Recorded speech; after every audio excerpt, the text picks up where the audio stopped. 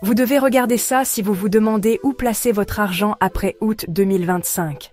Les nouveaux taux d'épargne vont vous surprendre. Ne vous laissez pas avoir par les offres promotionnelles alléchantes. Voici ce qui fonctionne vraiment. Commençons par les classiques réglementés, le livret A et le LDDS. Après le 1er août, les deux tomberont à 1,7% d'intérêt, contre 2,4%. Le LEP, toujours le héros pour les revenus modestes, s'établira à 2,7%. Ça peut paraître bas, mais voici ce qui compte. Ces comptes sont 100% exonérés d'impôts et garantis par l'État. Vos intérêts, du pur gain. Pas de fisc, pas de charges sociales. Maintenant, à propos de ces fameux comptes à taux boostés ou super livrets.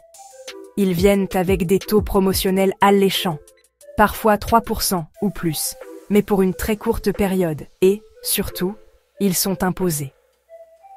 Prenez un taux boosté de 3%. Après la flat tax de 30%, il ne vous reste que 2,1% net.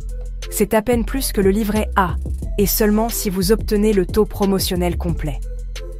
Voici le choc. Si le taux boosté est inférieur à 2,43%, le livret A gagne en fait après impôt. Et ces offres boostées? Elles ne durent pas longtemps, et le taux régulier par la suite est généralement beaucoup plus bas. Alors, quelle est la bonne stratégie? Remplissez d'abord vos comptes réglementés.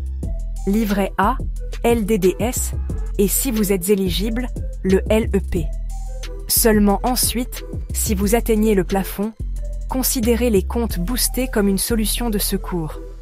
Vous voulez voir les chiffres réels pour votre situation?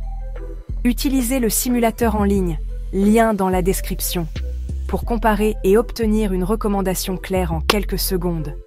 Ne vous laissez pas éblouir par les taux tape à l'œil. En 2025, ce sont les comptes d'épargne à l'ancienne qui vous soutiennent toujours.